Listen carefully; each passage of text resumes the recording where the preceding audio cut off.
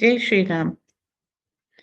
Venezuela जो हुआ, वो विश्व के नेताओं को एक सबक है। माय वे और highway, that is the simple message. America ने यही दिया है। मिलिट्री वहां की एक तरह से कहिए मूक दर्शक रही। आए और मादुरो को उनकी पत्नी को उठा करके ले गए। मतलब किस कब हुआ ये?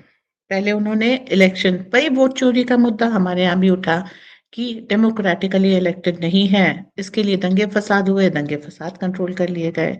उसके बाद फिर री इलेक्शन हुआ, री इलेक्शन में भी मादुरो जीत गए। उसके बाद फिर जो वहां पर फिर से अपराइजिंग करने की कोशिश की गई, वो सफल नहीं हुई। मादुरो अपनी जनता को ये बताने में, समझाने में सफल हो गए कि ये विदेशी ताकतें हैं, आपका सारा जो रिसोर्सेज है उसके लिए ये लड़ाई चल रही है, और अगर ये आएंगे तो आपके ऊपर काफी नुकसान होगा, आपको कोई फायदा नहीं होगा।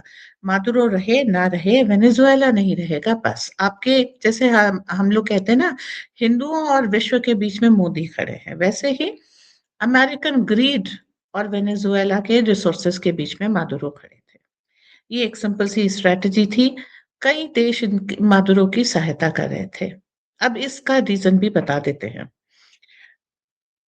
वर्ल्ड वॉर टू के बाद विश्व की बंदरबाट हुई, और इस बंदरबाट में कुछ देश अमेरिका की साइड थे और कुछ देश यूएसएसआर के साइड थे। जैसे भारत यूएसएसआर के साइड था और पाकिस्तान अमेरिका की साइड। जब भी लड़ाई हुई, ज्यादा अच्छे पेटेंट टैंक्स हो, पीएनएस गाजी हो, जो कुछ भी है, अभी भी F-16 वहां खड़े हुए हैं, तो जितनी अच्छी अच्छी लेटेस्ट टेक्नोलॉजी थी वो वहां पर थी। और उसके बाद भारत को टूथ एंड नेल बार बार पाकिस्तान से लड़ना पड़ गया। इसके बाद क्या हुआ, हर युद्ध में पाकिस्तान हारा, तो उसने टेररिज्म, छद्म युद्ध का सहारा लिया, और वो काफी समय तक चला जब तक मोदी नहीं आए, क्योंकि बीजेपी ही इस चीज को खत्म कर सकती थी। यही चीज विश्व भर में है। एक देश, मतलब अब देखिए, अफगानिस्तान किसके अंडर में था? यूएसएसआर के अंडर में था।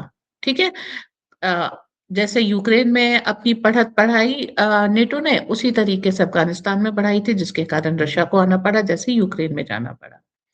तो ये सारी चीजें विश्व में चल रही थी। इसी तरह वेनेजुएला एक कम्युनिस्ट कंट्री थी, जहां जो भी कंट्री कैपिटलिस्ट थी वो अमेरिका के अंडर में थी, जो भी कंट्री कम्युनिस्ट थी वो यूएसएसआर के अंडर में थी। और कैपिटलिज्म और कम्युनिज्म में लड़ाई कभी भी नहीं थी, अमेरिका और यूएसएसआर में थी। और इसी चीज को हम कोल्ड वॉर के रूप में जानते हैं, जो काफी समय तक विश्व को ग्रसित किए रहे। 1990 में जब यूएसएसआर का डिसइंटीग्रेशन हुआ, टूट गया वो, तब जाकर के ये लड़ाई बंद हुई और एकाधिकार हो गया अमेरिका का, जिसने अपनी हेजेमनी दिखाई कि विश्व के देशों को जैसे इनगल्फ कर लिया हो। अब फुटप्रिंट्स क्या दिखते हैं कि अमेरिका उन देशों के ऊपर कोई इल्जाम लगाता और वहां पर घुस जाता, उसके बाद वो देश एकदम खंडहर में बदल जाता, और वहां का राजा और वहां का जो सिस्टम है वो नष्ट हो जाता। जो भी पपेट प्रॉक्सी होती वो वहां पर राज करती, और उसका राज करने का एक तरीका यही था कि बहुत ही मिनिमम दामों में, एक तरीके से कहिए रिफर्बिश्ड AK-47 के बदले में वो अपने रिसोर्सेस को बेच रहे थे। आप चाहे ये म्यांमार में देख लीजिए, आप चाहे ये अफगानिस्तान में देख लीजिए, आप चाहे ये इराक में देख लीजिए। सद्दाम हुसैन और मादुरो के में बहुत सारी सिमिलैरिटीज मुझे दिखाई दी।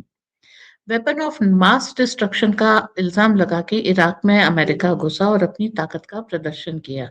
ये ताकत का प्रदर्शन उस समय केवल मुस्लिम वर्ल्ड के लिए था कि सुनो, तुम अगर इस तरीके से अमेरिका की, डॉलर की, पेट्रोल की खिलाफत करोगे, अमेरिकन कंपनीज को अपने यहाँ ऑपरेट नहीं करने दोगे, उनको अपने ऊपर रूल नहीं करने दोगे, तो हम जैसे सद्दाम हुसैन को खत्म किया था तुमको भी खत्म कर देंगे। यही चीज से मादुरो के साथ हुई है कि आपको अपना रिसोर्स बेचना है तो अमेरिका की परमिशन से बेचना होगा, वरना वेनेजुएला पे इतने सालों से सैंक्शन लगे हैं, वेनेजुएला ने ऐसा कुछ भी नहीं किया जिसके ऊपर यूएसए सैंक्शन लगा दे। आप अगर कहते हैं कि चलो वो ड्रग ट्रैफिकिंग में बिजी था, तो सीरिया में जो एचटीएस की सरकार है, अल शरा जिसके प्रेसिडेंट हैं, वो कौन है? यूएन डेजिग्नेटेड टेररिस्ट, और क्या है? ठीक है? तो अगर आप एक यूएन डेज़िग्नेटेड टेररिस्ट को, जिसको आपने खुद पकड़ा, खुद अपनी जेलों में रखा, खुद रिलीज़ किया और सीधा एक देश का प्रेसिडेंट बना दिया, फिर आपको मादुरो पे कहने का क्या हक बनता है? अच्छा, अगर ड्रग नार्को टेररिज्म की बात करें, तो उसके बेस में तो सीआईए है। आप इतनी सारी मूवीज़ खुद बना चुके हैं कि जो अमेरिका की आर्मी से, नेवी से रिज़ाइन करता है, वो अचानक जो है एक इलिसिट क्राइम नेटवर्क का हिस्सा बन जाता है। ये तो ऑफिशियली होता है ना। अ, बहुत सारी जगह पर इस ड्रग्स नार्को टेररिज्म में जो सीआईए का हाथ पाया गया है। अभी जब भारत के चुनाव हो रहे थे, 5,500 किलो हेरोइन में स्टारलिंक के डिवाइसेस मिले थे। अमेरिका का फुटप्रिंट मिल गया। अभी मणिपुर की जो दुर्घटनाएं हो रही हैं, अमेरिका का फुटप्रिंट बनता है। शेख हसीना को क्यों हटाया? क्योंकि वहां पर ड्रग्स का कारोबार करना है, क्रिश्चियन कंट्री कार्व आउट करनी है, ड्रग्स उगाने हैं। क्यों अफगानिस्तान की तालिबान सरकार ने ड्रग्स उगाने से मना कर दिया? तो भारत ने सलाह दी थी शायद, इसलिए भारत में ले आई ये लड़ाई। तो मादुरो पे जितने भी इल्जाम अमेरिका लगा ले, कोई फिट नहीं बैठता। पर नैरेटिव की पावर अमेरिका के पास है। उनके मुखपत्र सबसे ज्यादा जोर से चिल्लाते हैं और यही काम उनको एक बढ़त, एक जीत दिला देता है। विश्व की दूसरी ताकतें क्या करेंगे? सेकेंड वर्ल्ड और थर्ड वर्ल्ड जो यूनाइट हो रहा है। सेकेंड वर्ल्ड कौन था? भाई फर्स्ट वर्ल्ड तो यूएसए है और यूरोप है। सेकेंड वर्ल्ड कौन है? रशिया। और थर्ड वर्ल्ड कौन है? इंडिया और उसके सारे एलाइज। तो सेकेंड और थर्ड वर्ल्ड इस समय यूनाइट हो रहे हैं और ये चीज कोशिश की जा रही है कि इस यूनियन को तोड़ दें। मादुरो इसका एग्जाम्पल है कि सुनो, जो देश का नेता अमेरिका के खिलाफ सर उठाएगा, अमेरिका के खिलाफ आवाज उठाएगा, अमेरिका के हितों को नजरअंदाज करके अपने देश का विकास करेगा, उस नेता का यही अंजाम होगा। अब अगर आप आकर के देखिए कि नेशनलिज्म एक क्राइम था। क्यों? हिटलर हिटलर नेशनलिस्ट था। अब समझ में आ गया क्यों था। एलाइड सेना ने जर्मन लड़कियों का जिस तरह से बलात्कार किया, उन लड़कियों की, अपनी बेटियों, अपनी बहनें, अपनी माओ की रक्षा के लिए जर्मन ने पूरी दुनिया से लड़ गए। नेशनलिज्म एक क्राइम बना दिया गया। हिटलर एक विलन बन गया। विलन असली चर्चिल था। अगर आप सद्दाम हुसैन से पहले का इराक देखते तो वो बसा हुआ देश था। जब आईएसआईएस आया, वो एक खंडहर देश था। क्या बेहतर था?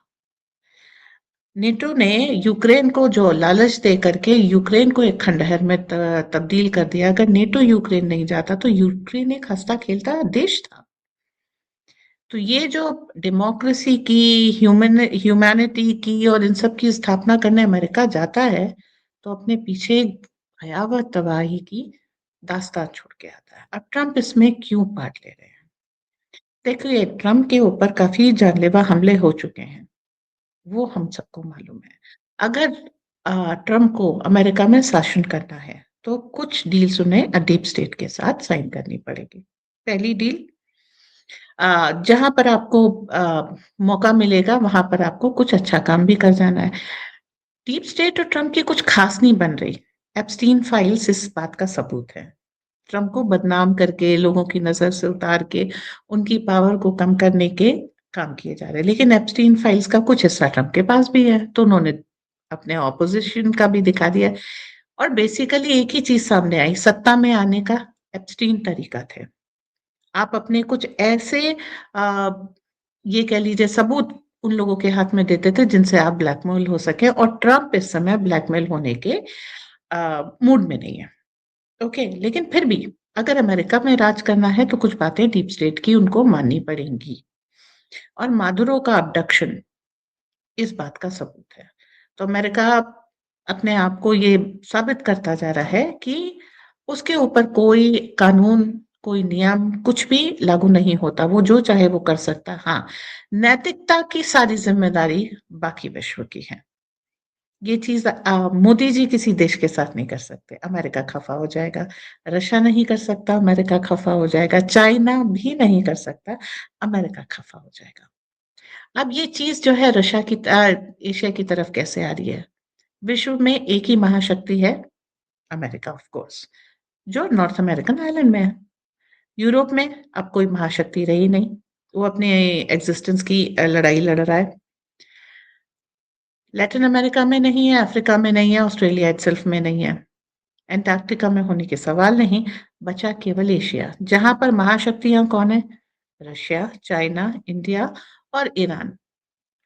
इसमें तीन के पास, रशिया, इंडिया, चाइना के पास RIC, इसके पास हथियार भी है, पॉपुलेशन भी है, पैसा भी है, व्यापार पे कंट्रोल भी है, टेक्नोलॉजी भी है। ईरान उभर रहा है, लेकिन इसके पास जो विल है अमेरिका से टकराने की, वो इसे महाशक्ति की कैटेगरी में रखती है। मैं रख रही हूँ, कोई और रखे ना रखे। तो सवाल ये उठता है कि अब ये लड़ाई जैसे मादुरो के है, मादुरो को हेल्प डायरेक्टली ईरान कर रहा था।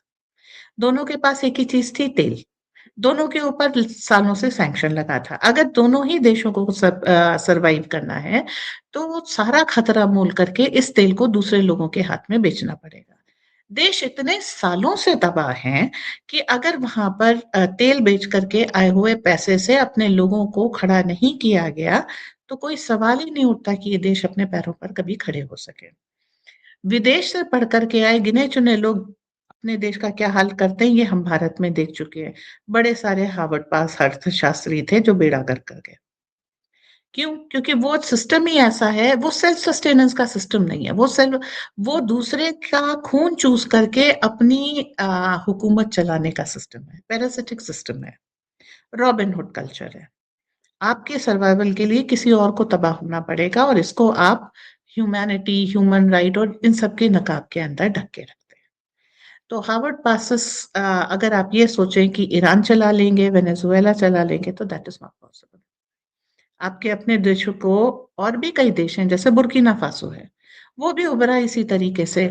फ्रेंच कॉलोनी था, फ्रांस को भगा करके वहां पर इस समय मैं नाम भूल रही हूँ, यस, इब्राहिम तरोर, वो देश के सैनिक तानाशाह बने, ऐसे लोगों को तानाशाह कहते हैं। और उसके बाद उन्होंने अपने लोगों को पढ़ाना लिखाना, आराम देना शुरू किया कि ठीक है, देश की सरकार तुम्हारे साथ है, तुम कोशिश करके कुछ बनो। रशिया में ट्रेनिंग दे रहे हैं, विदेशों में ट्रेनिंग दे रहे हैं, और अपने यहाँ इंस्टीट्यूट्स खोल रहे हैं ताकि उनकी जनता अपने देश का स्वयं निर्माण करे। ये बड़ा सुंदर उदाहरण है। लेकिन वेनेजुएला के बाद आपके ये तरोर की जान को खतरा है? हाँ जी है। क्यों? अगर बुर्किना फासो बन गया, इसी की तरीके से माली बन गया, इसी की तरह नाइजर बन गया, बेनिन में कूप अभी कोशिश की गई थी कि राष्ट्रवादी सरकार आए, नहीं सफल हुई। लेकिन अगर देश इस चंगुल से निकलते जाएंगे, तो डीप स्टेट क्या करेगा? उसके पास रिसोर्सेज नहीं होंगे, उसके पास हुकूमत नहीं होगी, और ये उसको बर्दाश्त नहीं होगा। वेनेजुएला बता करके अटैक किया गया। बहुत दिनों से वहां पे सत्ता परिवर्तन की कोशिश की, नहीं हुआ। आंदोलन की कोशिश हुई, नहीं हुआ। जब सब फेल हो गए, तो सीधे अब्डक्शन हो गया। अमेरिका के एक जनरल ने कहा कि वेनेजुएला में रिसोर्सेज हैं, और वो रिसोर्सेज ऑफ कोर्स अमेरिका के हैं, वेनेजुएला के हैं नहीं। फिर ट्रंप ने भी कहा कि जब मैं ट्रंप 1 छोड़ करके गया था, तब वेनेजुएला डाउन ट्रॉडन था। बाइडेन के समय में ये ऊपर उठाया, अब आप वहां से तेल खरीद रहे हैं, मजाक है क्या? मादुरो को उठाइए, कंट्री को तबाह कीजिए, लगभग फ्री में तेल लीजिए, आपके बैकयार्ड में है। अमेरिकन इकोनॉमी को कर्जे से निकलना है, तो उसे कुछ होस्ट चाहिए। रॉबिनहुड कल्चर है, बार बार कह रही हूँ, पैरासिटिक मेंटालिटी है। अगर कहीं और से सकअप नहीं करेंगे, तो अपने आप में इतना दम नहीं है कि अपने देश को चला सके। फिर अपने देश को चलाने में उनके यहाँ सबसे बड़ी चीज क्या है? यूक्रेन की लड़ाई को अमेरिकन टैक्स पेयर फंड करेगा, और उसके बाद जो कमाई होगी वो डीप स्टेट की होगी। तो ये जो पैरासिटिक सिस्टम वहां के टैक्स पेयर के ऊपर है, इसमें टैक्स पेयर को राहत जब दी जाती है, तो इराक, वेनेजुएला जैसे देशों से लाए हुए सस्ते सामान से दी जाती है। ओके, जिसके भ्रम में वहां की जनता खुश रहती है। तो ये पैरासिटिक सिस्टम अब विश्व के लिए एक खतरे की घंटी बहुत जोर से बज गया है, क्योंकि सद्दाम के बाद किसी और देश के अध्यक्ष को इस तरीके से नहीं उठाया गया था। सद्दाम वाला मॉडल वापस लौट आया है। पुतिन के ऊपर भी 29 दिसंबर को हमला हुआ था ड्रोन से। क्यों? क्योंकि पुतिन की सेना राष्ट्रवादी है, उनका अबडक्शन पॉसिबल नहीं है। मोदी जी मोदी जी के ऊपर भी जान के कई हमले काफ़ी समय पहले हो चुके हैं, चूँकि भारतीय सेना यस, प्राण दे देगी, लेकिन इस तरह के समझौते नहीं करेगी, इसके कारण ये चीज़ पॉसिबल नहीं हुई है। तो ये जो राष्ट्रवाद है, ये उनके लिए ज़हर है। अगर सेना राष्ट्रवादी नहीं होंगे, तो इस तरह के नेताओं को खत्म करके एक यूनुस जैसा पपेट बैठाइए और उसके बाद दोहन शुरू कीजिए। बांग्लादेश का क्या हो रहा है, उससे यूनुस को कोई मतलब नहीं। उसका विकास होना चाहिए, उसकी हुकूमत चलनी चाहिए, ज़ेलेंस्की है जैसे, आप उसे कुछ भी कह लीजिए। असली तानाशाह तो वही है। पूरे या उसके ही रिजाई में पूरा देश तबाह हो गया, खंडहर में बदल गया। लोग शरण मांगने दूसरे देशों में जाने लग गए, लाशों का पहाड़ लग गया। ज़ेलेंस्की अभी भी अपनी ईगो से हटने को तैयार नहीं है, सरेंडर करने को तैयार नहीं है। मजबूरी में रशिया को हमले तेज करने पड़े। क्यों? क्योंकि इसको बहुत ज़्यादा आगे तक नहीं ले जाया जा सकता। सारी चीज़ें अब बदलती जा रही हैं। वो जो अपने-अपने लिए युद्ध लड़ रहे थे, अपने मुद्दों पे लड़ रहे थे और एक नैतिकता का चोला ओढ़ करके लड़ रहे थे। उनको अपने तौर तरीके सब कुछ बदलने पड़ेंगे। खुल के मैदान में आना पड़ेगा, खुला विरोध करना पड़ेगा। World versus deep state, yes, this is the condition we have to bring. अब इसमें ट्रम्प ट्रम्प बीच में एक सेतु की भूमिका में रहेंगे। कभी इधर का काम करेंगे, कभी उधर का काम करेंगे। क्यों? अमेरिका की जनता को बचाने के लिए ट्रम्प का वहाँ पर होना बहुत ज़रूरी है। या तो ट्रम्प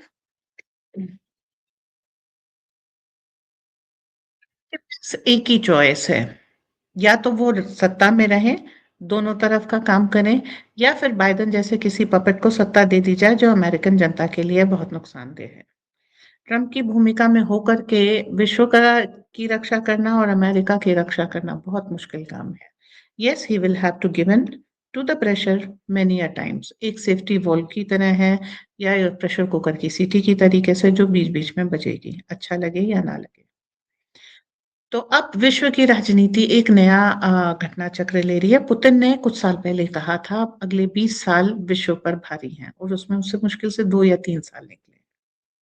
ये युद्ध तेज होगा और जगह-जगह सत्ता परिवर्तन की देखिए, रेजाइम चेंज कोई नया शब्द नहीं है। विक्टोरिया नुलैंड जो हिलेरी क्लिंटन कैंपेन से आती हैं, वो इस चीज़ के लिए जाने जाती हैं। अब रेजाइम चेंज में विक्टोरिया नुलैंड का ये कह लीजिए चेहरा बदल गया है, पर ऐसा तो नहीं है कि रेजाइम चेंज होना बंद हो गए हैं, ठीक है?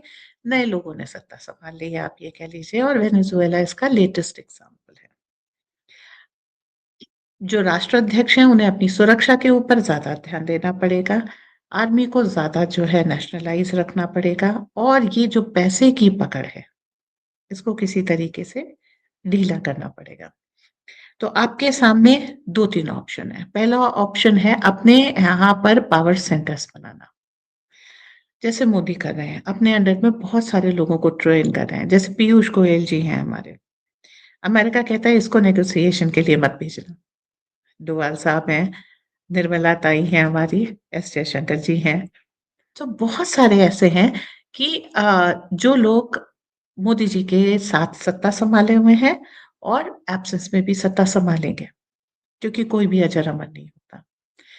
लेकिन जैसे मोदी जी के ये जो नवरत्न हैं, इन्होंने आपस में एक तालमेल के साथ बड़े सुंदर तरह से सत्ता सँभाला है। अगर ये चीज़ किसी देश में नहीं होती है, तो येस, उस देश में इंटरनल स्ट्रगल ज़रूर होगा, लेकिन विदेशी दखल एकदम रैम्पेंट नहीं होगा। तो ये जो टू पार्टी सिस्टम है, जिसमें एक कमज़ोर पार्टी विदेशियों का सहारा लेकर के नेशनलिस्ट पार्टी को दबा करके सत्ता हासिल करती है और फिर उस देश की लूट-पाट मचती है। ये चीज़ बदलनी पड़ेगी, मल्टी पार्टी सिस्टम पे आना पड़ेगा, और इसीलिए मोदी जी हमारे यहाँ विपक्ष को नया चेहरा दे रहे हैं।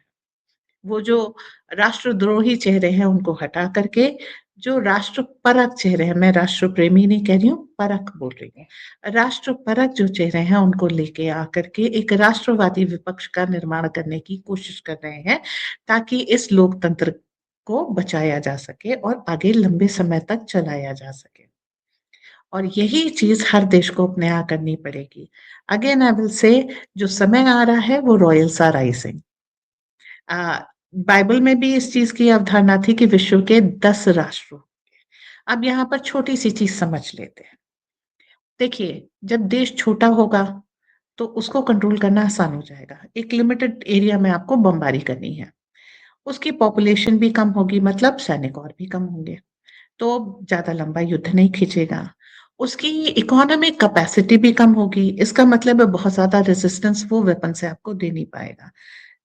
छोटे देश का होना आपके लिए डीप स्टेट के लिए फ़ायदेमंद है, क्यों? क्योंकि वो लंबी दूरी तक आपको अ, आपसे नहीं लड़ पाएगा। तो देशों का बड़ा होना ज़रूरी हो गया, पॉपुलेशन का ज़्यादा होना ज़रूरी हो गया, इकोनॉमी का स्ट्रॉन्ग होना ज़रूरी हो गया, ताकि जो रेजिस्टेंस है, लोग ज़्यादा आपके अग्निवीर अब आप समझ गए कि क्यों आया? एक ज़्यादा जनसंख्या आपके लिए बड़ी चीज़ है, देश का बड़ा होना आपके लिए अच्छी चीज़ है, तो बाउंड्रीज़ का विस्तार कीजिए। उसके बाद अग्निवीर जैसे आप स्कीम्स ला करके सेना का साइज़ बड़ा कीजिए, फिर इकोनॉमी अच्छी कीजिए और डिफेंस मैन्युफैक्चरिंग अपने हाथ में रखिए, ठीक है? तो ये सारी स्कीम्स मोदी जी कर चुके हैं, क्योंकि वो बहुत पहले से जानते थे कि ये इस मोड़ पे विश्व आएगा, क्यों? क्योंकि उन्होंने इसे गुजरात का मुख्यमंत्री रहते हुए अपने ऊपर झेला है। इसलिए उनको पता है कि ये चीज़ आने वाली है, तो वो अपने देश को इस तरह से तैयार कर रहे हैं कि कोई झटका हम बर्दाश्त कर सकें। तो जितने छोटे-छोटे देश हैं, मालदीव है, उसका इस्तेमाल केवल भारत विरोध के लिए होगा, बाकी मालदीव की कोई महत्वता नहीं है। तो धीरे-धीरे आपको प्रत्यक्ष और परोक्ष रूप से मालदीव को हस्तगत करना पड़ेगा। श्रीलंका है, बांग्लादेश है, नेपाल है, आपका बर्मा है, इस तरीके के देश आपके लिए सिर्फ़ मुसीबत का कर सकते हैं, और आपके लिए मुसीबत बन सकें, भारत के लिए मुसीबत बन सकें, इसलिए उन देशों का तबाह होना निश्चित है। क्योंकि अगर वो देश संप्रभु होंगे और वहाँ के राजा जो निर्माण कर रहे हैं, वो राष्ट्र निर्माण होगा, या वहाँ के राष्ट्रपति ऐसा करेंगे, तो वो डीप स्टेट का खिलौना नहीं बन पाएँगे। तो राज्य विस्तार आपकी मजबूरी है। जितने छोटे देश हैं, वो स्वयं के लिए खतरा है। विस्तारवादी राजनीति अब चलेगी। दूसरी चीज़, राजा को सैन्य शक्ति में प्रबल होना होगा, और अगर वो खुद सेना से आता है, तो ये बेहतर होगा। क्यों? मादुरो जैसी स्थिति में कुछ रेजिस्टेंस वो राजा खुद दे सके। ठीक है? देखिए, आप हमेशा एक कहानी सुनते हैं भारत में, राज्य पर आक्रमण हुआ और राजा कहाँ गया? सीधा जंगल। उसके लिए राजगद्दी मतलब महल के शनील के कालीन जो होते हैं, मखमली गद्दे, उससे सीधे जंगल की खुरदुरी ज़मीन तक का सफ़र होता है, ठीक है? इसीलिए खुफिया रास्ते होते हैं, इसीलिए वो मृगया के पे जाते थे ना, खेत पे जाते थे और उसके बाद राजा खो जाता था। उसको अपने साथियों को भी धोखा दे कर के अलग आना होगा, क्योंकि उसको नहीं पता कि मुझे धोखा किसने दिया। तो ये जो सफ़र है, ये व्यक्ति तय कर सके, इसलिए सत्ता को राज्यों के को मतलब वो लोकतंत्र से हटना पड़ेगा। 1948 का एक केस है जिसमें इटली की सत्ता परिवर्तन कराई थी और 2 लोग पार्टी थे। ना, इटालियंस नहीं थे, एक अमेरिका था, एक यूएसएसआर था, चुनाव इटली में हो रहा था। लोकतंत्र की ये हकीकत हमने बहुत बार देखी है। विदेशी ताकतें, विदेशी हाथ। इंदिरा गांधी भी कहा करती थी इस चीज़ को। बांग्लादेश को जीतने के बाद भी बांग्लादेश को भारत में विलय नहीं किया, इसके पीछे शास्त्री जी का एग्ज़ाम्पल था कि उन्होंने जीते हुए हिस्से को पाकिस्तान को देने से मना कर दिया, इसलिए उनको अपने प्राणों से हाथ धोने पड़े। इंदिरा गांधी ये कीमत देने को तैयार नहीं थी। 93,000 भी छोड़े, जीती हुई ज़मीन भी छोड़ी, सब कुछ छोड़ कर के अपनी जान बचा ली उन्होंने। आयरन लेडी थी। येस। तो विश्व में जिस तरह से राजनीति चल रही है, मादुरो उसके लिए प्रत्यक्ष एग्जाम्पल हैं। इसे बदलना होगा और कुछ इल्ज़ाम अपने दामन पे लगा करके अपने देश को बचाना होगा। एंगल्स बहुत सारे हैं वेनेजुएला के, कल किसी नए एंगल से सामने आएँगे। पर इस चीज़ को जान लीजिए, जो गद्दाफ़ी था, एक बार रिसर्च कीजिए, उसने अपने देश के लिए क्या-क्या किया। जो सद्दाम था, वो उसने अपने देश के लिए क्या-क्या किया, और जो हिटलर था, उसने अपने देश के लिए क्या-क्या किया। ये विलेन्स हैं, जो अपने देश के लिए हीरो थे। विलेंस इसलिए कहे गए क्योंकि इनकी राजनीति अमेरिका को सूट नहीं करती थी, और नैरेटिव की पावर, कहानी लिखने की, इतिहास लिखने की कलम उस समय अमेरिका के हाथ में थी। तो जिसे अमेरिका ने बुरा कह दिया वो बुरा नहीं होता। मुझे सुनने के लिए धन्यवाद। चैनल को लाइक, शेयर, सब्सक्राइब कीजिएगा। जय हिंद, वंदे मातरम।